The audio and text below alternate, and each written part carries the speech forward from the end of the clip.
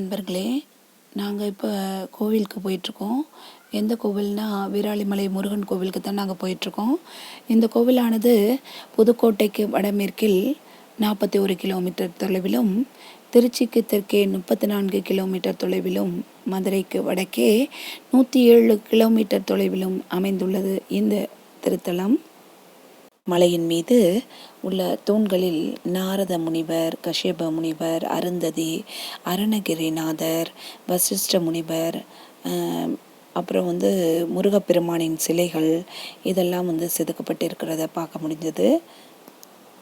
கோவில்களில் இடும்பன் சன்னதி, மீனாட்சி சுந்தரேஸ்வரருக்கு சந்தனக்கோட்டம், மண்டபம் போன்றவை காட்சியளிக்கின்றன. மேலும் நவராத்திரி சண்முகமூர்த்தி மண்டபம் போன்றவையும் அங்கே அமைந்திருந்தது. கற்பக்கிரகத்தில் முருகப்பெருமான் 6 தலைகளுடனும் 12 கைகளுடனும் மயில் மீது அமர்ந்து வள்ளி தெய்வானையுடன் காட்சி தருகின்றார். முருகனுக்கு தீபம் காட்டும் பொழுது 3 முகங்கள் பக்தர்களுக்கு அழகாக தெரிகின்றது. பின்புறம் உள்ள கண்ணாடியில் மற்ற 3 முகங்களையும் காண முடிகின்றது. முருகப்பெருமானை வணங்கிவிட்டு திரும்புகையில் அங்கே நாங்கள் குரங்குகளையும் அதிகமாக பார்க்க முடிந்தது. பாருங்க, குரங்குகள் ஆங்காங்கே தாவி திருவதனையும் பார்த்து ரசித்துவிட்டு அங்கிருந்து கிளம்பினோம். குரங்குகளை கொஞ்ச நேரம் பார்த்து கொண்டே நாங்கள் இருந்தோம். அதுக்கப்புறம் ஒரு பகுதியில் அங்கே பக்தர்கள் அந்த குரங்குகளுக்கு தேங்காய் மூடிகளை போட்டு சாப்பிடுவதற்கு வாழைப்பழம், தேங்காய் மூடி இவற்றை அதற்கு கொடுத்து கொண்டு இருந்தனர். அதில் சுவாரஸ்யம் என்னவென்றால், அங்கே 3 குரங்குகள் தண்ணீர் பைப்பினை திறந்து தண்ணீர் குடிக்க முயற்சிப்பதை கண்டு எங்களுக்கு ஆச்சரியமாக இருந்தது. அது மட்டும் இல்லைங்க, பிள்ளை செல்வம் வேண்டுவோருக்கு நேர்த்தி கடன் கழிக்கும் பழக்கம் இங்கே உள்ளது. பிள்ளை பிறந்ததும் அதை ஆறுமுகனாரிடமே அவரது பிள்ளையாக கொடுத்துவிட்டு, பிறகு பிறந்த குழந்தையின் மாமாவோ அல்லது சிற்றப்பாவோ முருகப்பெருமானிடம் தவிட்டை கொடுத்துவிட்டு பிள்ளையை பெற்று செல்லும் சடங்கு இங்கே பிரபலமானது.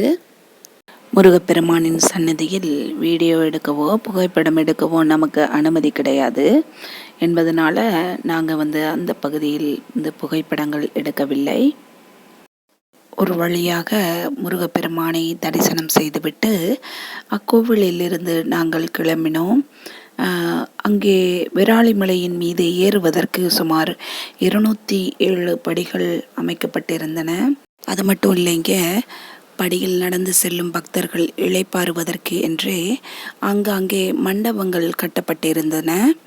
தற்போது அமைந்துள்ள இந்த கோவில் இருக்கும் இடத்தில் குராமரம் ஒன்று இருந்ததாகவும், வேடன் ஒருவன் துரத்தி வந்த வேங்கை அக்குரா மரத்தினுள் மறைந்து விட்டதாகவும் கூறப்படுகின்றது. அவ்விடமே ஆறுமுகனாரின் உறைவிடமாக கொண்டு வழிபட துவங்கியதாகவும் கூறுவர்.